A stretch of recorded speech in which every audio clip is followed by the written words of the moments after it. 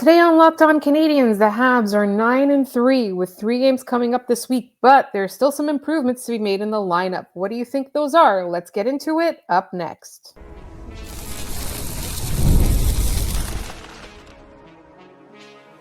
You are Locked On Canadiens, your daily podcast on the Montreal Canadiens, part of the Locked On Podcast Network, your team every day. Hi there, everyone, and welcome to another episode of Locked On Canadiens. I want to thank you all for making us your first listen of the day. As you know, we're free and available wherever you get your podcasts, as well as on YouTube as part of the Locked On Podcast Network, your team every day. And today's episode is brought to you by Game Time. Download the Game Time app, create an account, and use code LOCKEDONNHL for $20 off your first purchase. My name is Laura Saba, also known as the Active Stick, and I'm joined as always by my wonderful co-host Ian Boisvert, also known as Maybe It's Ian. And today we're going to break down the games coming up this week.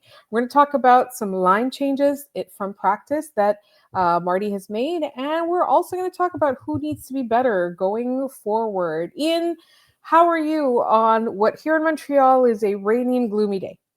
Yeah, it's about the same here on the East Coast. Can't complain. I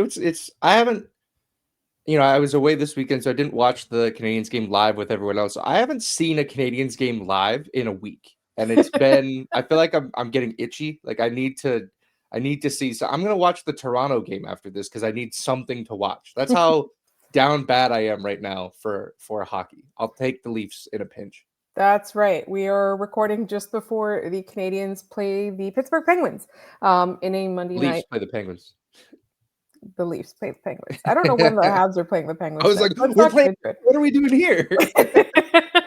Why are we recording a show before? All right. Guys, it's the weather. My sinuses have been exploding for the last 5 days. We haven't seen the sun, so my brain is a little bit stupid. All right.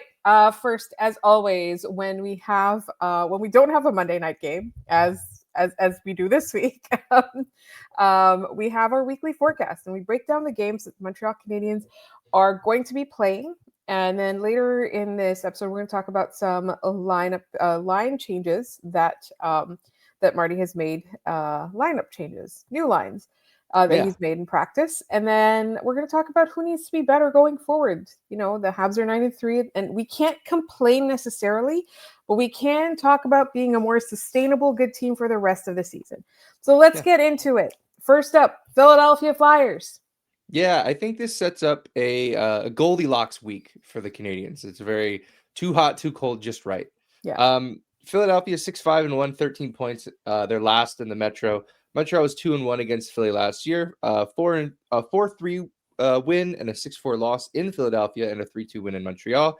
Suzuki 5 points in those 3 games. Gallagher 4 points in those three games, which I thought was surprising. 2 goals, 2 assists, and Lane Hudson, of course, 3 points across those 3 games. Philadelphia finds themselves in some very low scoring affairs generally. 27th in goals scored with 31, but 3rd in goals against with 31. They are a completely neutral team when it comes to goal scoring. Funny enough, it seems like the Flyers might have found some goaltending. Last year, I know we harped on it a lot. They didn't have a reliable, goaltending tandem. This year, they might have something. Daniel Vladar is a 924. Alexei Kolosov is a 929.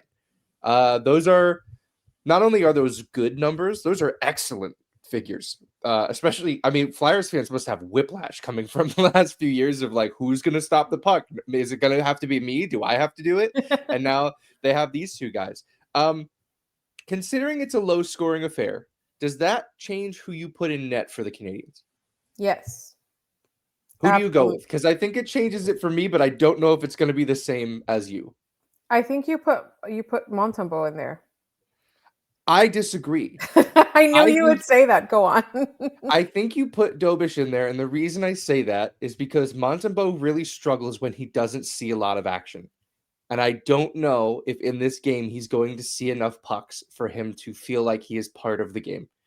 Like, I feel like every night we see Sam Montembeault play, he's not getting a lot of action. And in a game like this, where it's quite stingy, we talk about Montembeault having that one goal that you give up, and you're like, you can't give that one up. That goal very well could be the difference in a game like this. I get the point of playing Montembeault. It might be a softer matchup for him to sort of continue to rebuild his confidence. But you look at I think back to the Ottawa game, I really don't think he was that bad. No. There was 2 funhouse mirror ping pong bounce goals that go in, and then the one that he should have stopped. And I think other than that, like it's tough because he's not seeing a lot of rubber. That's why in that game I go with Dobes. I don't know. We don't know at this time what they're going with, but that's my choice. It was the same with the Edmonton game. It was like most of the goals were fine. It was the goal that gave Edmonton the lead where it was that one, right? The reason I said that is that in looking at the charts and the heat maps, I feel like there's less people in his face. Sure. Right? Yeah, I think that's true. There's less net front presence. Yeah, I think with Montembeault, though, I think the secret's kind of out that you don't necessarily need a net front presence against him. You can just throw the puck at the net from long distances, and even those that aren't his fault. These acts of God that just find their way into the back of the net sometimes. I don't know. Like I joked last episode, Dobes found out his apartment is no longer haunted, but someone should go check on wherever Sam lives because he might be living somewhere that's haunted. Yeah, I think that'll be a low scoring affair, which is why I would go Dobes, but I understand putting Montembeault in. The next game, far different story. The New Jersey Devils 9-4-0 for 18 points. They're first in the Metro. So we're playing the worst and best teams in the Metro in back-to-back games. Montreal was 0-2-1 against the Devils last year. They gave up at least 4 goals in every game. Suzuki had 3 points. Newhook had 2 goals. The Canadiens have not won a season series against the Devils since 2016-17. And I should know I was at 2 of those games. Both the games that were in New Jersey that year, I was at both of them. And I believe in those 2 games, Alex Radulov had 7 points. He was unbelievable. It was really, really fun hockey to see. The Devils are second in the league in goals for and 19th in goals against. They have 46 for, 40 against. This is why I go Montembeault in this game. Because if you're going to trade goals back and forth, it doesn't really matter. Like if he gives up the odd weird one, because you're probably going to get one going back the other way just as likely against this team. No, like that's why looking at the week and how it's built, that's why I came to that conclusion. A little bit more run and gun in this case. And I guess, your point being that if he sees a lot of action, maybe he's going to be a little bit more dialed into the game and he's going to be better. So maybe I agree with you on that one. You put Sam in there. Yeah, I don't know which way Marty goes, though. Remember, we always talk about like what we think should happen and what Marty thinks should happen, and sometimes that Venn diagram is 2 separate circles. Mm-hmm. We generally have no idea what's going to happen in this one, so we'll see how he decides early this week. Yeah, and also there's sometimes a difference between Marty wants and Marty does, right? That too. Yeah, exactly. Yeah. All right, and then we've got another Saturday game. Yeah, so we went from a low scoring game, high scoring game. Utah is very medium much just game. Yeah, they're pretty good in both categories, but they're certainly not blowing anybody away in either one. So Utah is 8-4-0 for 16 points. They're third in the Central. 1-0-1 Montreal was against Utah last year. Hudson and Caulfield each had 3 points. Kirby Dach had 2 goals against Utah last year. Of course, they weren't the Mammoth yet. They were still Utah Hockey Club. They are the Mammoth now, so take of that what you will. Utah this year is 9th in the league in goals for with 42, 11th in goals against with 34. I will point out Montreal is 7th in goals for with 44 and 16th in goals against with 36. So Montreal actually matches up against this team pretty good. It should be a close game by the goal scoring contest that hockey is supposed to be. Schmaltz, Cooley, Gunther, and Keller are all point per game or better. So this is a very, very good balanced attack for Utah. What's the key to Montreal walking out of that one with a win? Not making mistakes. I think not allowing the team into the game, not making mistakes that they can capitalize on, because Utah, very much like Montreal, is an up-and-coming team, right? They are also, I would argue that Montreal's slightly ahead, but not by much. And I would say that, that's going to be a team that's going to play like Montreal, which is, play to their strength, try to camouflage their weaknesses, and Montreal has to be better at camouflaging its own weaknesses. Yeah, that's my opinion. No, I agree. I think the don't make mistakes things is really, for me, don't give Marty a reason to not roll 4 lines, to not roll all 3 of his pairings, because against a team like Utah, you're going to have to, right? These teams that are strong up and down their lineup, you have to find ways. New Jersey too, like New Jersey, that's going to be a tough one. They're going to have to find ways to string shifts together and keep guys going. My key to the week, the power play stay hot, man. Since Demidov joined the top power play unit, they're over 50%. Yeah, They it's also have the incredible. fewest power play opportunities in the league since that happened, which I find to be so par for the course for this team and what we're experiencing from the officiating side. But that power play unit stays hot. I like their chances against any opponent that they play. Yes, very, very quickly. 6 points up for grabs this week. How many do you think the Canadiens get? I think that Jersey game is going to be really tough. I'll say 4. 5 would be awesome. 6, obviously, what they're all aiming for every night. But I think 4 is reasonable. Yeah, I also thought 4, but I thought it might be a combination of W and then OTL. Yeah. Or something like that, right? And it might not come in that order. You never know. They might lose against Philadelphia and Utah and beat the New Jersey Devils. We don't know with this team. That's so Montreal Canadiens, yeah, dude. That's so what they would do. But I do believe that since Toronto the first night, this is the New Jersey is the first team that's like quote unquote expected to be good and has been okay. Like Toronto hasn't been as good as expected, but New Jersey is like an expected test. All right. Up next, Marty made some changes to the lines in practice, so we're going to get into those in just one moment here on Locked On Canadiens.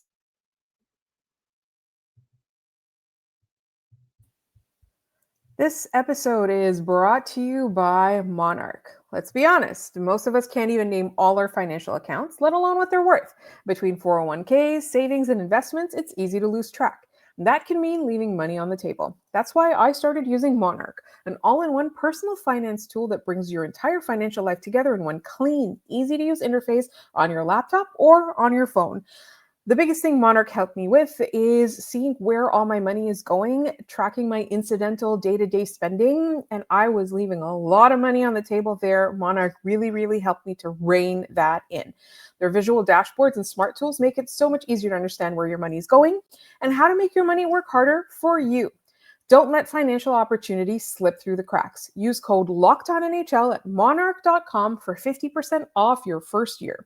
That's monarch.com, code LOCKEDONNHL for half off your first year. This episode is also brought to you by Farm to Fork. If you're a fan of premium locally farmed meats delivered straight to your door, I've got some exciting news. Farm to Fork makes it easy to get high-quality steaks, air-chilled chicken, wild-caught seafood, and more, all with no antibiotics, hormones, or GMOs. Plus, everything comes flash frozen and individually packaged for your convenience. All Farm to Fork meats are raised on Canadian farms, so when you order, you're supporting local producers. It's time to buy Canadian. Farm to Fork's meats are top-notch. I've had some amazing steaks that were tender, juicy, and perfectly cooked. Their chicken is air-chilled, so it's fresher and more flavorful than what you'd get in the store. And the wild-caught seafood is a game changer. Fresh, clean, and full of flavor. They're delivering all across Ontario and Western Quebec, and the best part, delivery is free with a minimum order of $199. You don't even need to leave the house to get this kind of quality. I've got a special code just for you. Use code LOCKEDON40 to get $40 off your first order at Farm to Fork. Visit farmtoforkdelivery.ca to start stocking up on the best meats around. Again, that's LOCKEDON40 at farmtoforkdelivery.ca for $40 off your first order. Farm to Fork, delicious locally farmed meats delivered straight to your door.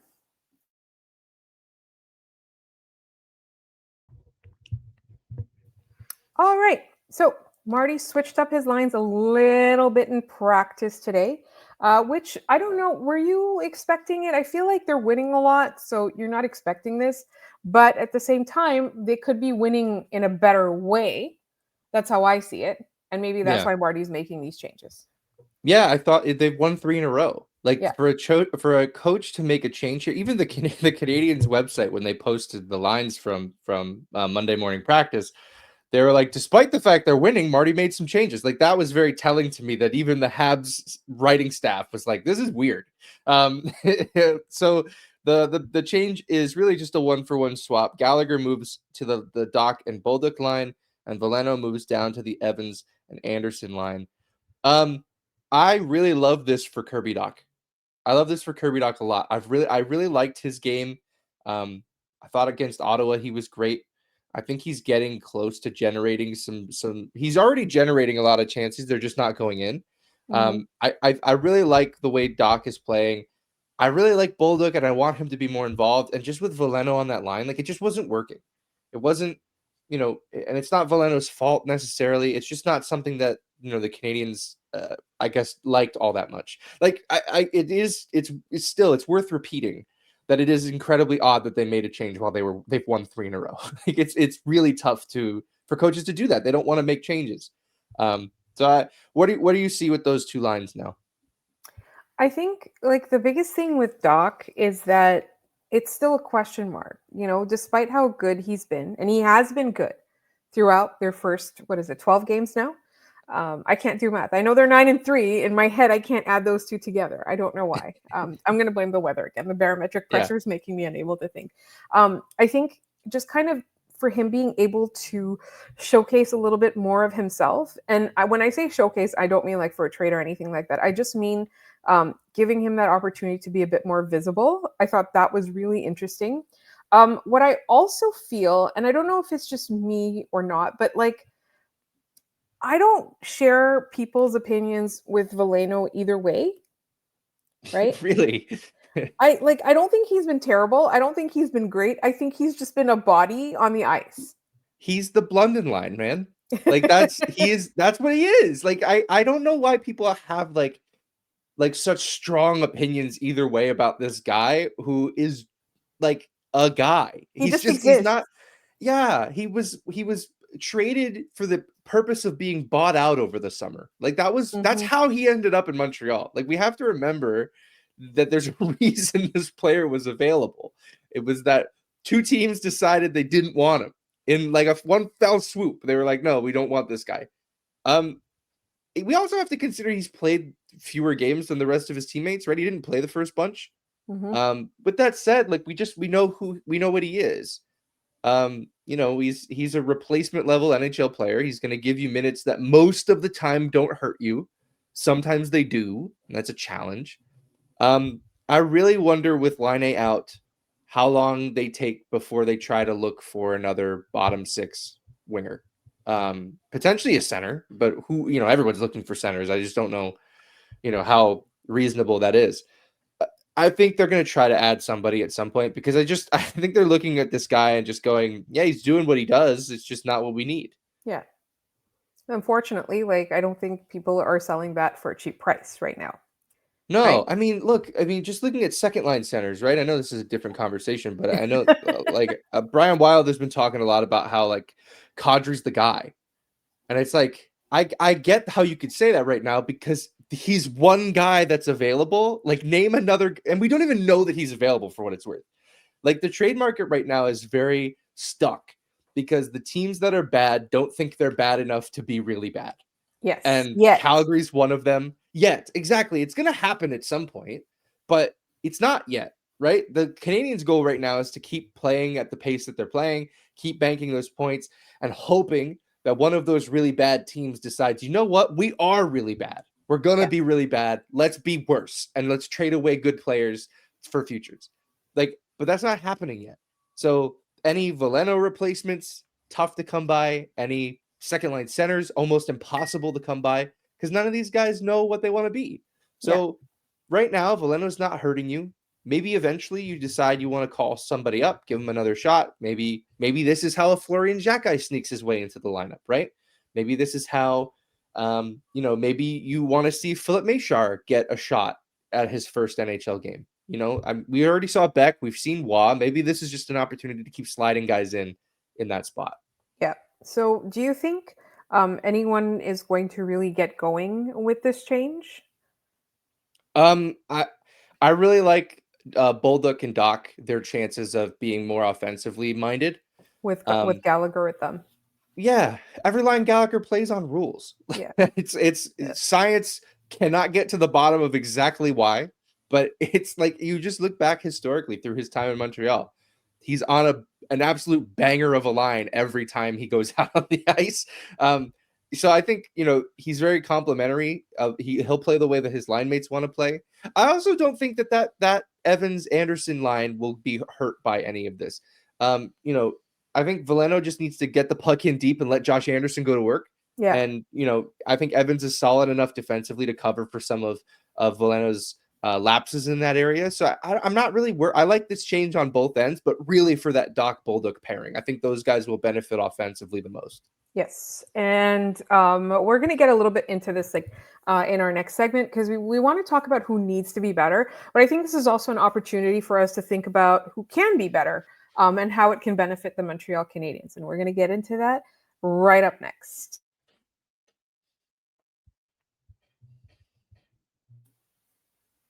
This episode is brought to you by FanDuel. The NBA is back, and there's no better place to get in on the action than FanDuel, the official sports betting partner of the NBA. And even if you miss the start of the game or you want to ride the hot hand, FanDuel has live bets on everything from who will score next to fourth quarter comebacks. Plus, you can either combine your live bets into a same game parlay for a shot at a bigger payout. It keeps every game exciting, especially when your team's making that late push. Right now, FanDuel is giving new customers $300 in bonus bets when your first $5 bet wins. So head to FanDuel.com to sign up and play your game with FanDuel, the official sports betting partner of the NBA.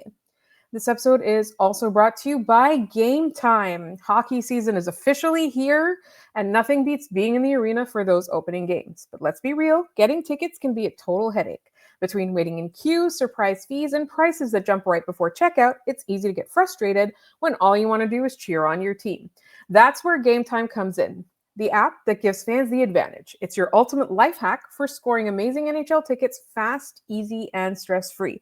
Here on this podcast, we love using Game Time.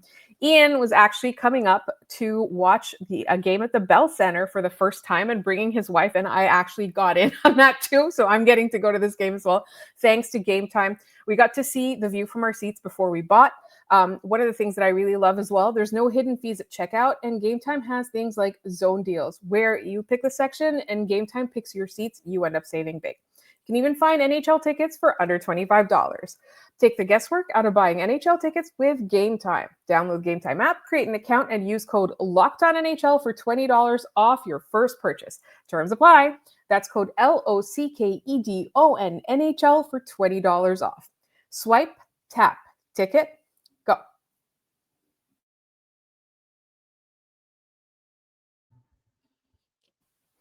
All right. We are going to talk now about, well, I initially envisioned this segment being about who needs to be better, but we can also just talk about who can be better. Maybe they're not necessarily playing too badly, but maybe they can be better.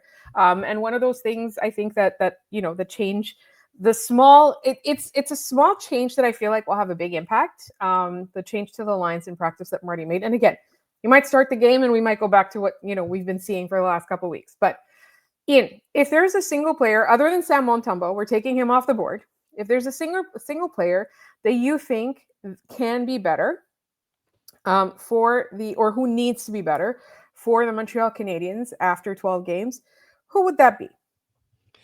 There's one guy who I think needs to be better, not even for the team's sake, but for his own sake, and that is Arber Xhekaj. And I now cut to our audience for their reaction. I know, I get it. I understand that this is where I'm at, though.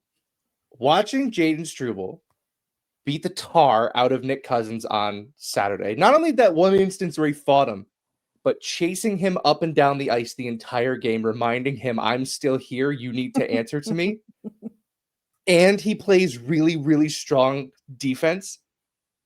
Arber Xhekaj should be concerned. He should be concerned that once Kaiden Guhle is healthy, he will not have a spot in the lineup, because that was the big differentiator between the two of them, was that Arber Xhekaj was this guy who was going to beat the tar out of you. The problem is he's sort of become his own in his own class of heavyweight.